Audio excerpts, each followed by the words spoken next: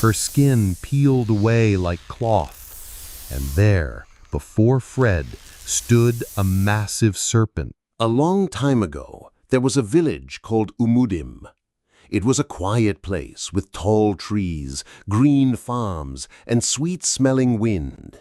Birds sang every morning, and the river made soft sounds like music. The people of Umudim were kind and strong. They loved to tell stories. They loved to dance and sing.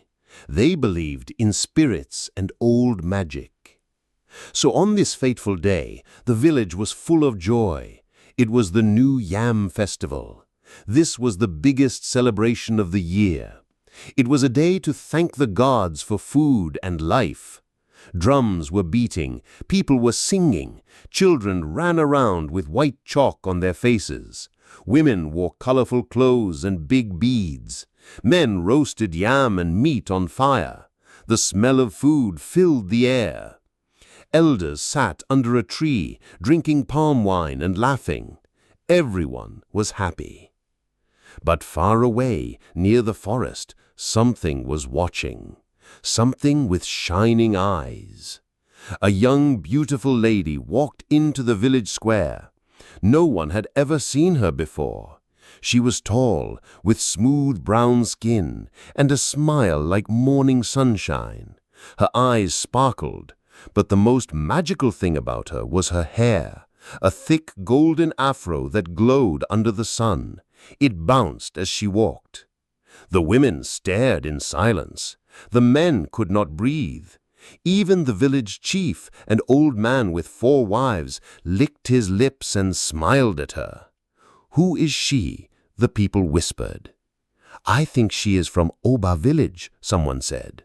"No, maybe from the hills of Umunze," another replied. "Her name is Destiny." But no one knew her name. No one knew her people.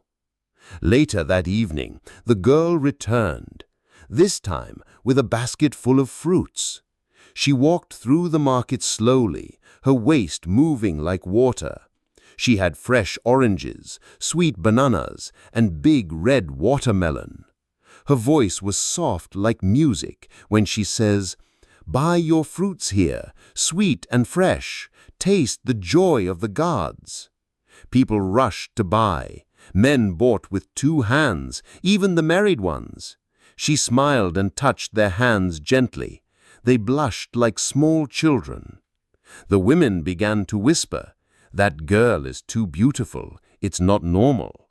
But the men said, "You are jealous. Leave her alone." Every market day that she came, more men followed her. But no one saw where she came from. No one knew where she slept. When the sun set, she disappeared into the village paths like smoke. One day, an old blind woman sat under a big iroko tree. Her eyes were white like chalk, but her ears were sharp. She lifted her head slowly as the girl passed by. Then she spoke in a low voice. "She has come again." A small boy beside her asked, "Mama, who?" The old woman touched the ground and said, "The girl with the shining hair. This is not the first time she has walked these roads. I remember her scent. I remember the cries that followed her. She is not new, and she is not one of us." The boy shivered, "But she is beautiful." The old woman nodded slowly, her face dark. "That's how she catches them." The next day, the sun rose over Umudim. Birds sang in the trees. Children played near the stream. Everything seemed normal.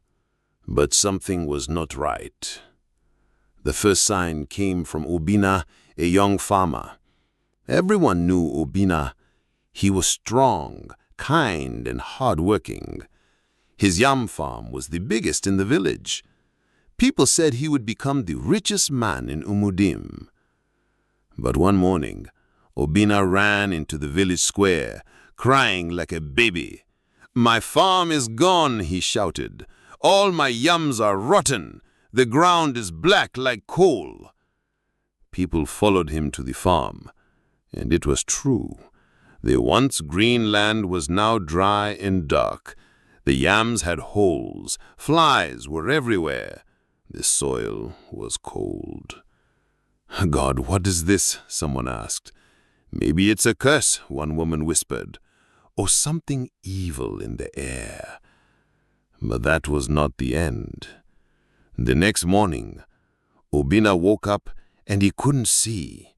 His eyes were open, but everything was dark. Obina became blind from that day. And just 3 days later, the second sign came. Chuka, a rich trader who always wore white, had just returned from the city. He was happy and full of life, but he could not stop staring at Destiny. On market day, he bought all her fruits. That night, he followed her behind the palm trees.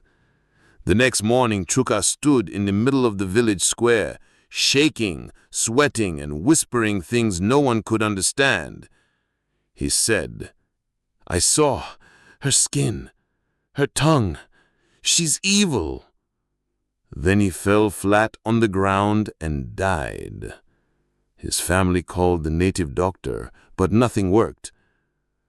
The villagers started talking. 2 great men down in 1 week? Something is wrong in Umudim. Let's offer a goat to the gods.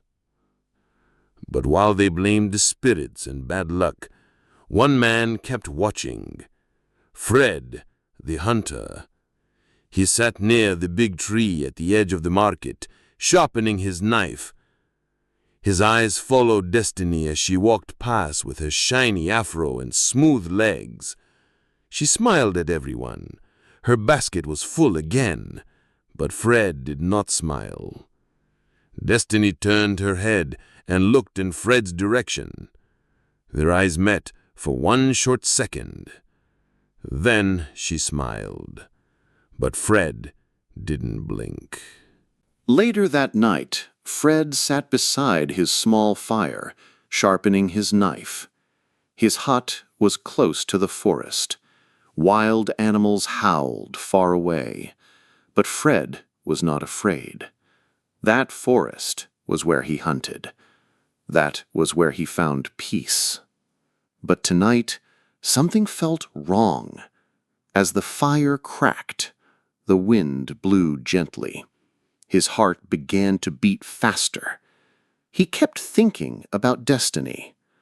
"Who is this strange girl?" he whispered to himself. Then he remembered a dream he had a long time ago. He had seen the same woman in the forest. Her skin was shining like the moon. She turned slowly, and her body changed. Her face became long. Her eyes glowed yellow.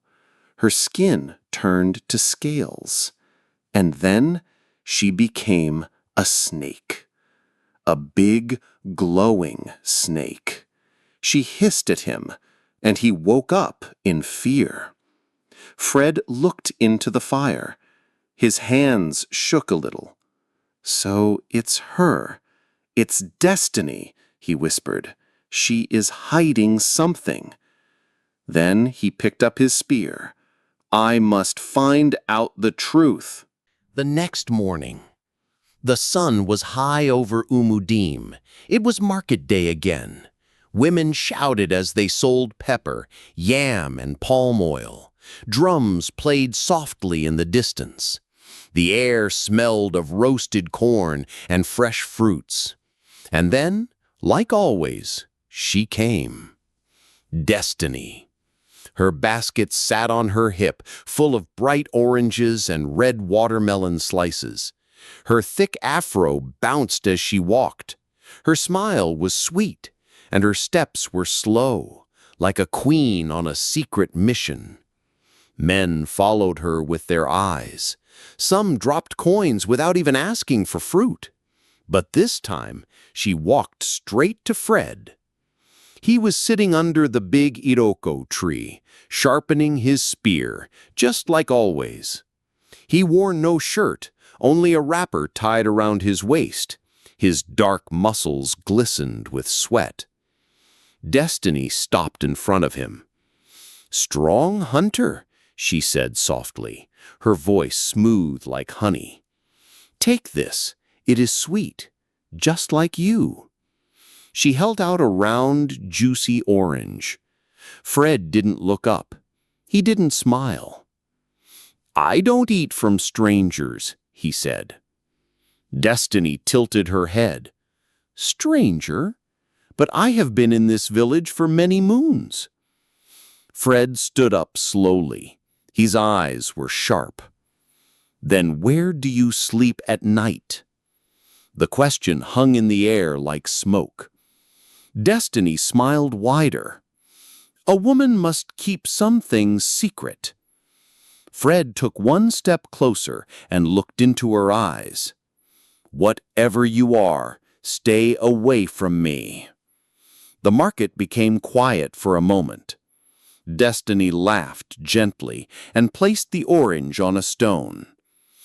"Very well, hunter, but don't say I never offered you sweetness." She turned and walked away, hips swaying, men still staring. But Fred's eyes stayed cold. He picked up the orange and threw it far into the bush. That night the wind was loud. The moon was full.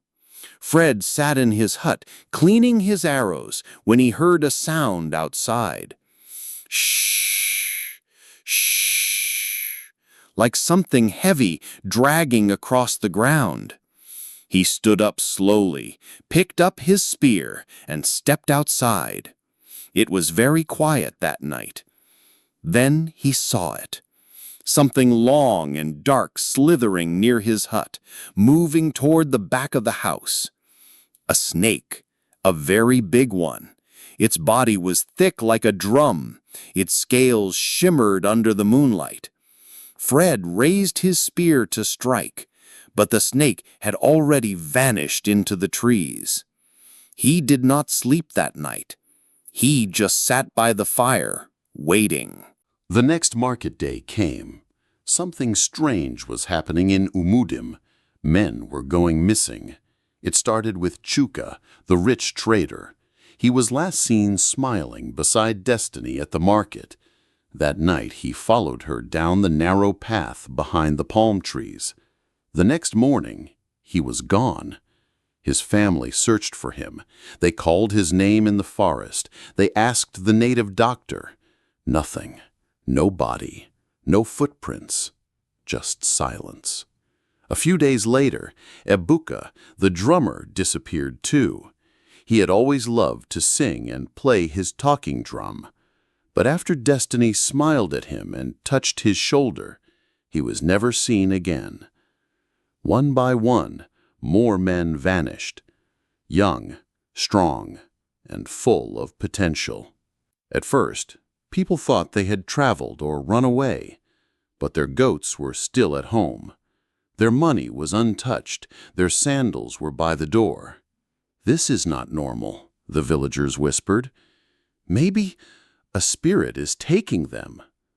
But no one said Destiny's name. Only Fred was watching closely. He remembered the night the giant snake came near his hut. He remembered how Destiny smiled after he rejected her fruit. So he started walking around the village at night, alone. He looked at the paths where the missing men were last seen. He saw the same thing again and again. Snake tracks, deep, wide lines on the ground, as if something very heavy had crawled by. The tracks always led to the same place, the dark part of the forest. Fred's heart grew cold. He said to himself, "Destiny is the one doing this. She takes them into the forest." Then, one afternoon, as the sun burned hot, a man stumbled into the village. His clothes were torn, his hair was wild, his feet were covered in dust. He fell to the ground near the market square, shouting, "She's not human! Don't touch her! Don't look in her eyes!" People gathered around, shocked and scared. "Who are you?" someone asked. The man shook his head and cried, "I come from Umunse village. She was there years ago, looking the same. Pretty face, sweet voice. Men followed her, and they vanished." He grabbed the ground and shouted again, "She has no home. She has no soul. She lives in the forest and drinks their future." The villagers gasped. But before anyone could ask more, the man fell and died. Some people ran away. Others were silent, afraid. But Fred, he looked at Destiny standing far away with her basket of fruit, and she looked back at him. The following morning, Fred made up his mind. He could no longer sit and watch men die and disappear. He could no longer pretend. He knew who Destiny was, and he knew where she came from. But to fight her, he needed answers. He needed power. He needed to go where no one dared to go. So one morning, just before sunrise, Fred picked up his spear and left the village. He walked deep into the forest, past the tall Iroko trees, past the thick bushes, past the land where hunters feared to step. He walked until he found it, a place his father once told him about when he was still a boy. The shrine of the first hunters. It was hidden under a giant tree, its roots wide like the arms of a giant. The shrine was old. Broken pots lay on the ground. The air was thick with dust and silence. Fred stood before the entrance and spoke loudly. "Great ones of the forest, I need your help." Nothing moved. Then a voice, soft, dry, old.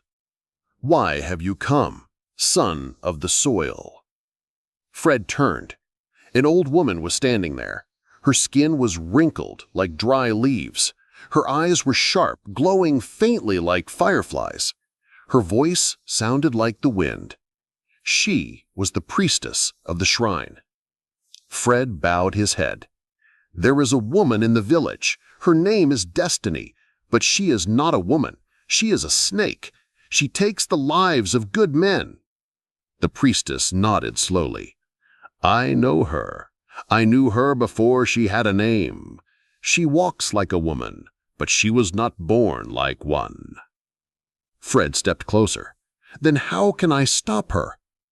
The priestess looked at the tree and whispered, "She is not just a snake. She is cursed. Long ago she was a daughter of the water spirits, but she broke a rule. She fell in love with a man, and so they cursed her." Fred's eyes widened. "What curse?" The priestess looked into his eyes. "She must feed on the destiny of men to live. That is her punishment. But if you kill her—" She paused. "You will pay a price." Fred's hands shook slightly. "What kind of price?" The priestess reached into her cloth and brought out a small leather charm tied with red string and a cowrie shell. "Take this. It will protect you when the forest speaks." She placed it in Fred's hand. Then she said in a quiet voice, "Her end will come, but it will cost you something too." Fred looked down at the charm. Then he looked at the sky. The wind blew harder. Something was coming. Late that night, the moon was round and bright, sitting in the sky like a watchful eye. It was the night after market day, and the village of Umudim was quiet. Chickens had gone to sleep. Fire lamps flickered inside small huts. But Fred was not sleeping. He was hiding behind a tree, close to the market path. He was waiting. And then he saw her, Destiny. She walked slowly, her basket empty, her long hair shining in the moonlight. She was barefoot, but the ground made no sound as she passed. Fred followed her quietly, stepping like a leopard, not too close, not too far. She did not look back. She walked past the farms and the big iroko trees with owl nests. She went deeper and deeper into the forest. Fred's heart beat fast, but he didn't stop. Then she finally reached it, a sacred tree older than the village itself. It stood tall and wide, with marks on its bark and animal bones scattered around its roots. The wind around it felt cold and strange. Destiny stood still. Then she raised her hands to the moon. Fred watched from the bushes, holding his breath. Suddenly, her skin began to glow. Her legs twisted, her arms stretched, her neck grew longer. Her beautiful face began to change. Her eyes turned yellow, her tongue became long and thin. Her skin peeled away like cloth, and there, before Fred, stood a massive serpent, glowing, hissing, and breathing heavily. She was as long as a tree and as thick as a drum. Her scales shone like stars. She moved slowly, circling the tree. Fred's hands began to shake, but before he could move, something else appeared.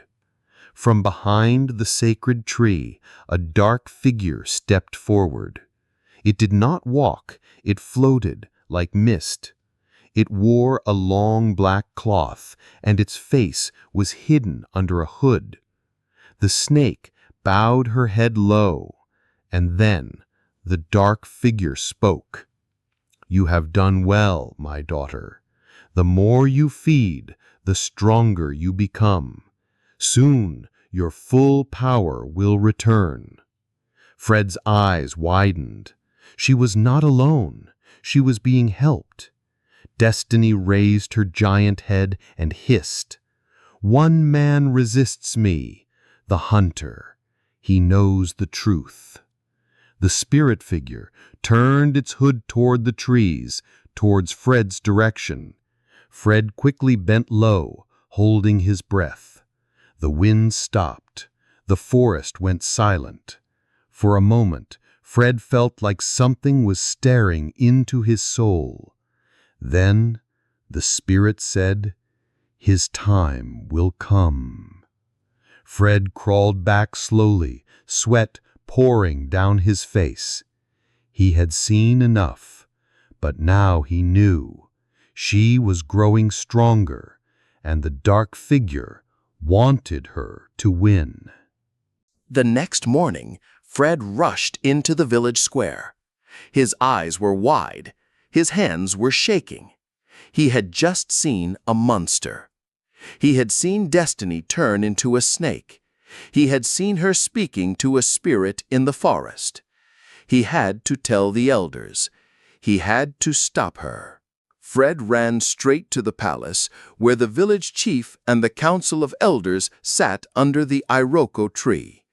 They were drinking palm wine and talking about the missing men. Fred bowed quickly and shouted, "I know what's happening. It's Destiny. She is not human." The elders turned and stared. The chief frowned. "Fred, what are you saying?" Fred stepped forward. "She is a serpent. I followed her into the forest last night. I saw her change near the sacred tree. She is the one taking the men." The oldest elder coughed. "You saw her change?" "Yes," Fred shouted. "She's feeding on their destinies. A spirit is helping her grow stronger." The palace went silent. Then laughter. One man clapped. Another one shook his head. A young elder stood up and said, "Maybe the hunter is jealous. He wants her for himself." The others nodded. Another man added, "Why would a woman so beautiful be a snake? It is you who sounds mad." Fred's face turned red. "I am telling the truth." But the chief raised his hand. His voice was strong. "Enough! You bring fear and confusion to this village. If you keep spreading these lies, we will send you away." Fred stood still. He had risked his life. He had spoken the truth. But no one believed him. Just then, the palace gate opened, and Destiny walked in. She wore a long, flowing red wrapper. Her afro was tied with golden beads. Her neck was covered in shiny shells. Her smile was soft and sweet. "Good evening, my elders," she said gently, bowing low. The elders smiled. Even the chief nodded in joy. Destiny looked at Fred and tilted her head. "Is something wrong, great hunter?" Fred stared at her. His fists were tight. But the chief waved his hand. "Go home, Fred. Rest your mind." Destiny turned, her waist moving like water, and walked into the palace. Fred stood outside, alone. No one listened to him. He knew what she really was, and he also knew she was not done yet. Late that evening, the rain fell gently on the rooftops of Umudim. Fred sat by the fire, sharpening his knife, his mind heavy with worry. It had been 2 days since anyone had seen Jackson, his childhood friend. Jackson had disappeared just like the other men. He had once told Fred, "Some women shine like the moon, but not all moonlight is safe." Now he was gone. No goodbye, no signs, just vanished. Fred's heart burned with anger. "Destiny has taken him too, my very good friend," he cried softly. He stood up, picked his hunting bag, and tied the charm from the shrine priestess around his neck. "Tonight it ends," he said. But just as he reached for his spear, something caught his eye near his mat. It shimmered in the firelight. Fred bent down slowly. It was a snake scale, large, green, and still wet, as if it had just been shed. It was sitting inside his hut, close to his bed. Fred froze.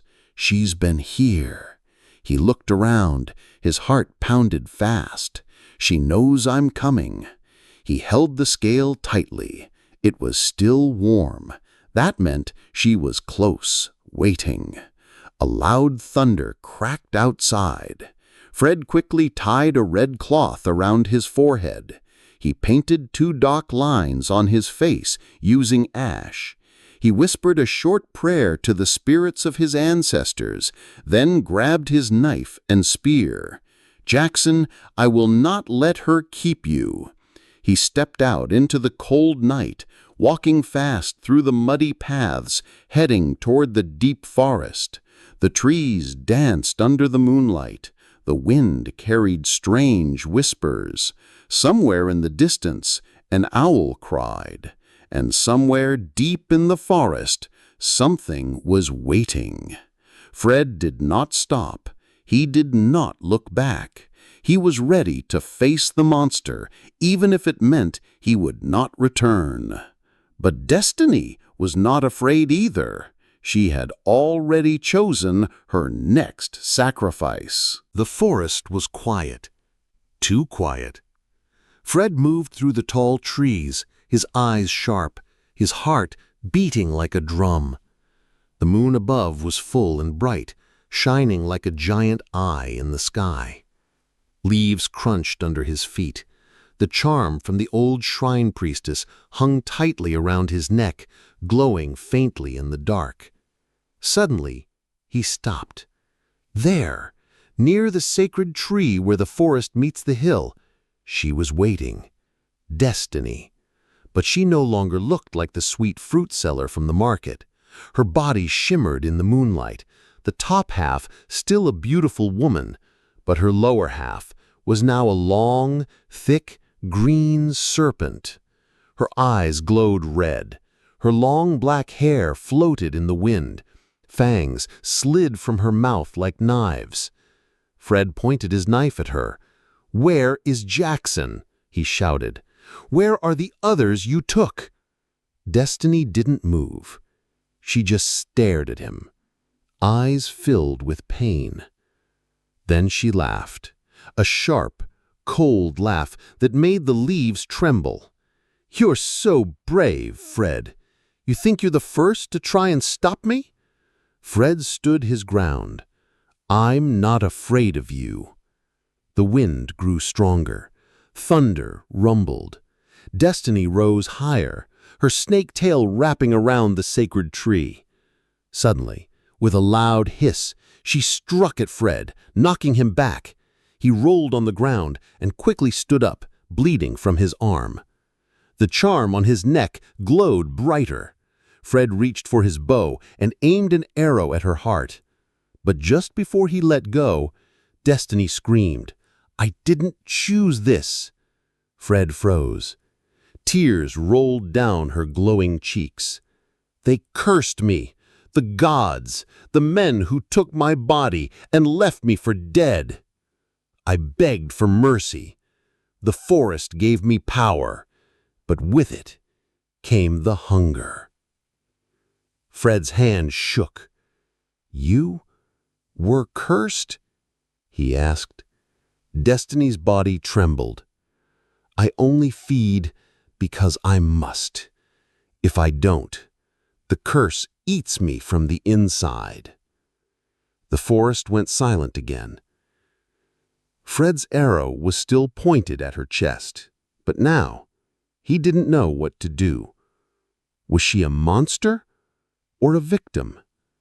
What if killing her doesn't end the curse? He thought. What if it makes things worse? Behind him, the wind whispered. The spirits were watching, and Fred had a choice to make, a choice that could save the village or destroy it forever. If you enjoy this story, make sure you subscribe and turn on the bell. Part 2 will shock you. Don't miss it.